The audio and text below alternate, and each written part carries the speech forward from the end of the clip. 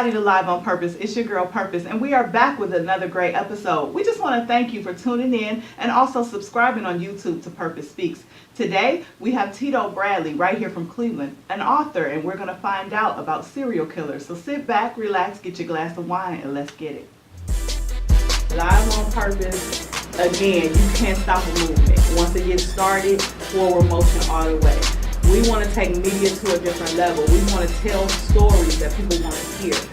Radio, TV, so much more is coming. Live on Purpose has so much more to offer the community across the world.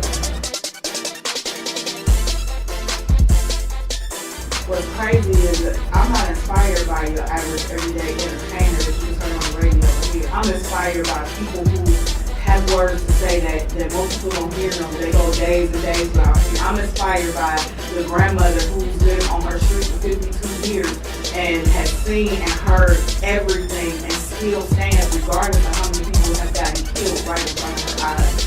I am inspired by the everyday person who is great as nobody. Everybody, I am back with Tito Bradley, author right here in Cleveland, Ohio. Welcome to the show. Thank you. So much to talk about. So when we first met, you had a book out at that time. What was that book? It was We Got Issues, a conversation about black love and relationships. Yes, I remember that. And it definitely was dealing with the things, the relationships, the issues that, come up between black people and black love. So how well did that book do? Actually, it did very well. Okay. Many people wanted a part two, but I'm sure. I didn't want to do it. Okay. Did anybody ever come up to you and say, this helped me with my relationship? Actually, yes. A lot of people thought, they wondered, like, where did you get this from? Because they thought I was speaking from their life personally. Wow. But what I did was I did a lot of interviews with different people with the same topic. Okay. And so it was a generalization of what we deal with. So when I put it all in the book, it was very familiar. Because I asked the same question to multiple people in different situations to see what we were dealing with. Right. So it was very, I guess you could say, common, some of the things that we were dealing with, and everybody related to it. Okay. What made you first start writing, period? Actually, with that first book, the roundtable discussions myself and some friends and cousins were having, we were talking about relationships, and I just said, I'm going to write a book about it, because we were all battling on how did we get here, and what's wrong, she's right, I'm wrong, she's right, blah, blah, blah, blah. So I said I'm going to, get a idea about it from everybody and put it all in one place. Right. Because we never talk about it. Either all the fellas are talking about it, or all the ladies are talking about it. But not at the same but time. never at the same time. Right, okay. So I said I'm going to put it all together so we can have this conversation. And that's why the book is entitled, We Got Issues, a conversation about black love and relationships. Right. It's not a he's wrong or she's wrong. It's our conversation that we need to have. Yeah. Now, did you feel like by talking to so many different people and from both sides that you gained some knowledge and some Without information? A doubt. Right. Without a doubt. I mean, I asked one question of where did you get your information about being a husband and wife? Where did you get your instructions? I asked people who were married, divorced, single, and a lot of them gave the same answer of nowhere. No one taught me how to be a wife or how to be a husband or what was expected of me. And it was strange because you have different people from different areas with different results that all had the same core of not getting instructions. Right. So that was something that I brought out in the book. Okay. So now we went all the way from relationships and black love to serial killers. Right. Oh my goodness. What inspired this? Actually, after We Got Issues, I did Bait and Switch. Was about a hustler in Cleveland getting out of the street life. Right. And that did very well. Good. Had very good success with that. And I wanted to do something totally different. And I thought, okay, what can I do different? The first book was about the relationships. The second book was about, a hustler in Cleveland. I want to do something that's totally different because I want to be a writer. Right. And I came up with the idea of a serial killer, but with a twist. Okay. Now, so you've gone in different areas each time. Is that and obviously you've purposely done so because you want to tackle all different spectrums of writing, right? So what do you feel might be the next step? Because you've covered a lot of ground so far. Well, actually, I was told not to do this, but I'm going to do it anyway. My next book after this is called Blue Euphoria, and it's an erotic books, kind of like a 50 Shades You of definitely Grey need to type. go to the erotic side. We're Everybody going in. has to incorporate a little. That's the next. But Okay. one continuous theme will be from now on is Cleveland. Every Okay. book will be based in Cleveland, Right. even though each topic will be totally different. So they're not connected. None of the characters are connected. The only Okay. thing that connects is the city of Cleveland. Okay. But every time you get a book from now on, it's going to be something totally different. So even though the characters are not connected, but some of the places that they go to, it's so in that you can Cleveland. kind of, so if there's a Tito Bradley fan out there, they can kind of follow the string, Yeah, so to speak. Definitely, Okay. definitely. Okay. Especially if you're from Cleveland, Right. you'll be automatically immersed because when you hear the streets and talk about the radio station and the areas and actually in Bait and Switch and this book, I incorporate actual people Okay. that may be celebrities or instances or situations that have happened in Cleveland in the book to give it more, Yeah. realistic vibe. I like that. So Bait and Switch, what was that? What was the basis and inspiration around Bait and Switch? It was actually a figment of my imagination. I just Okay. said I want to come up with a urban fiction book, but I want it to be different. Okay. A lot of the urban fiction books that I've read is more, guns blazing and profanity and sex and, but the plot is not heavy. Okay. So Bait and Switch, I made the plot the actual core and everything revolved around it. Okay. So that when you read the book, you got everything, but nothing was saturated. But the plot moved, and there was a lot of twists and turns, so it kept your attention, and that's what a lot of people say. I couldn't put the book down, and it's not because of the violence or the drugs or sex, it's because the plot was so heavy. Okay. Okay. So being a writer has its ups and downs. What have you experienced on the downside of being a writer? On the downside, you're not going to be rich right away. I think that's with everything, right? Right. Well, actually, being self-published, which is, I don't want to say the downside, but the other side of it is I am the business. So, if you're a writer like Stephen King or John Grisham, you write the book and you drop it off. And you have a company that does everything. Exactly. But when you're the publisher and the writer, when you finish writing the book, that's when the work really starts. Right. So I don't want to say it's the downside, but it's the hustle side that a lot of people don't see that has to be done. Right. As far as financing, everything comes from me. So you see a book that costs $15, Right. but that's not. Yeah. That's not how it goes. That's not how it goes. That's not how it right. goes. So now I'm not saying, and I'm not 100% sure, so I'll just say, in my opinion, there's not a lot of black authors who write science fiction. Have you ever thought of maybe at some point going that direction? Sure. Okay. And that would be a challenge for me because I'm not into science fiction. So it would be something that I would have to research and really, and when you're not really connected to something, it's a challenge, and it makes it more of a, I don't want to keep saying challenge, it makes it more interesting to the author for me to go into, detail, because I have to get it right. Yeah. When I wrote an urban fiction book, I can remember going back like a year or so later and actually reading it, because I'm the type of person that writes it and then I don't want to have anything to do with it anymore. Right. And I read it and I'm like, oh my God, and I was into it. So that let me know that somebody else could be into it as well. So do you go back and you just were reading your book outside waiting for the show? Yeah, I just got it back yesterday. This is the proof copy. So and what a lot of people don't understand is this book was written over a course of 3 years. Right. So I wrote some when I was on vacation. I wrote some when I was at the gym. I pulled my car over and wrote whatever. Yeah, I know. I've never read the book from start to finish until I start editing it. Right. And still, when you're editing, you're still not reading the book. You're looking for errors. You're trying to make sure everything matches up. So now I'm actually reading the work, and I'm like, oh wow, I'm excited. Yeah. I'm excited. I know what my thought process was, but to have these now 13 chapters all blend, it's like having a baby born. Like, I'm so excited to see, my baby walking now. Okay, So, that's right.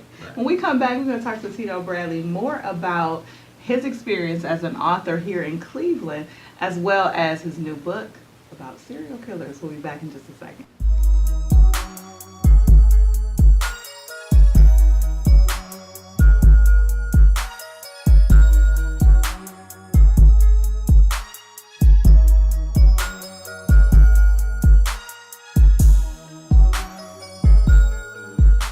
back with Tito Bradley, author, to talk about Reciprocation. So don't give it away, but tell us a little bit about the story.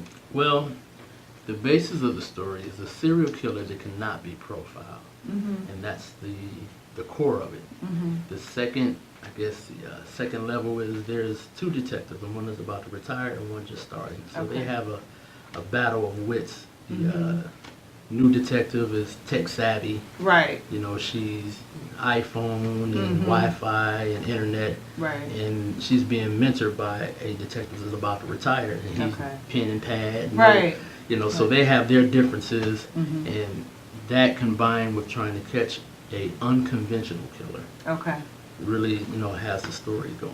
And that's pretty much it. It sounds like I want to read it right now. I'm so into Criminal Minds and things like that. Like that would kind of probably, I'd read it in one day, I guess, so to speak. Right. So that kind of sets the tone. Everybody needs to go out and get it, but we'll give that information in a few.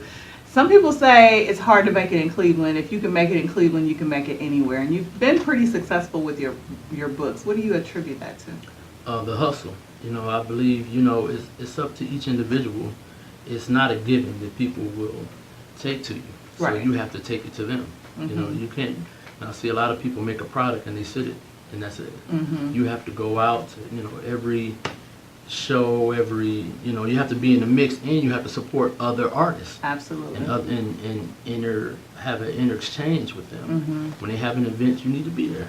You need to support them. Right. And every opportunity you have, you know, the hair shows, and I think we had the Black Friday about a month ago. Every event that happens, go set up a booth, be seen. And believe it or not, it really, when people see you enough, they start saying, "Oh, you're that guy that blah blah blah." Right, right. So you've been, you know, you've had some support, and there is kind of an inner circle too in Cleveland too. If you kind of know a few different folks, and you can be in on what's going on or what have you. What else? How's your family been? How is trying to write and being married and doing all that fun stuff? How does that work? You know what? I just got married this year, and my wife is very supportive, and she catches the other end of it. Because I'll wake up in the middle of the night and I have an idea. I'm like, hey, what do you think about this? Or, you know, one time we were on a cruise, and like I said, right on the cruise, I just had the idea of how to kill somebody. In the book.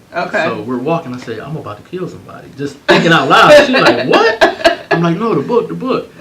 So she's, you know, around, and a lot of times, you know, one of the, I can't say what chapter it was, I said, I want you to read this. And she said, oh my God, this is crazy. And I was like, yeah, that's the reaction that I want. He's like, no, I don't think you should do that. That's too much. I'm like, this is a serial killer. A serial killer does too much. Exactly. So, you know, she's the soundboard to a lot of what goes on. So she's been supportive. Very. Anyone else in your family kind of? Well, you know, I have cousins. Yeah, everybody. You know, everybody. When is it coming out? When is it coming out? They think you just sit down and write it, you know, one night, you know, but it doesn't happen like that. But everybody in the family is very supportive. Everybody comes out and buy a book and take pictures. Good. So as far as being a writer, have you faced any of some of the, I don't know, stereotypes that a lot of people say? In other words, that writers get depressed, or writers go through, you know, peaks and valleys or what have you. Have you felt any of those? I get writer's block. You do? Okay. But being self-published, I'm not under any pressure. Exactly. So the book comes alive, I write. And when the characters go to sleep, I go on about my life. There you go. So I'm not, you know, I don't push the issue. And I think, and I don't want to toot my horn, but that's why the books are so good, because they flow naturally. Okay. You know, when the characters come alive and the ideas come, I can stop and write at any time. I'm not under, well, you need to have this done, where I'm forcing it, or I'm creating out of pressure. There's no pressure. Right. So I'm comfortable when I write, and even if I have to go back and change something, you know, I don't have to get it cleared by anybody. I am the business. I'm a business man. So would you ever, like, if somebody picked up your book, a national publisher or what have you picked up your book and wanted to publish you, would you be open to that? Okay. Yeah, but it has to be right. And it has to be your way, right? It has to be my way. You know, and You know, I would prefer a distribution deal over a publishing deal where you just distribute my work. But if someone said, hey, if the money was right and I still remain, in control of my product, in time, if I have the same situation I have now with backing, Right. without a doubt. Right. So the next organic kind of natural step would be a movie. Have you ever thought about that? Yes, I had some the wheels rolling with bait and switch Okay. to do that, to bring that to a movie. We had some snags where it didn't take place, but it's not over. Okay. When people read bait and switch, they say, I could see this as a movie. Actually, I put it in my acknowledgement. When I first told my wife about the book, I was just telling her. I hadn't even finished writing it. Right. And having a conversation with her, she was like, oh my God, I could see that as a movie. And everybody who read it said, this could be a movie. So eventually, at some point, between now and whenever, it'll be on the big screen, I'm sure. So how can our viewers get your books? It is available on Amazon.com. Okay. I also do local book signings, and Detroit and Cincinnati. I'm trying to do. I had a deal with Barnes and Nobles with Bait and Switch, so we'll do that again. Okay. So we can go all over. And you have a website? Actually, I do is TitoBradley.com, Okay. and you can get the books there as well. Nice. So what's next for Tito Bradley? Well, what's coming up next is the actual release, which is October 28th. It's going to be at Valo's on Larchmere. It's going to be a Halloween party / book release. Oh, that's going to be fun. And we're going to have a great time. We're going to have giveaways, raffle. We're going to have a situation where we're going to incorporate the serial killer theme. Okay. So I'm going to give away, a prize for the best costume. Okay. We're just going to really go in and have a great time with this book. It sounds like from the preview that you gave us that somebody coming in plain clothes might win. If they can't be profiled. You never know. You never know. Well, thank you so much, Tito Bradley, for being on the show. I want everybody to go to TitoBradley.com and find out more about our author right here in Cleveland. You guys get it while it's hot, because sooner or later he'll be too big for you to catch him. Never. Thanks again for being on the show. I'll be back with a few thoughts in just a moment. Thank you.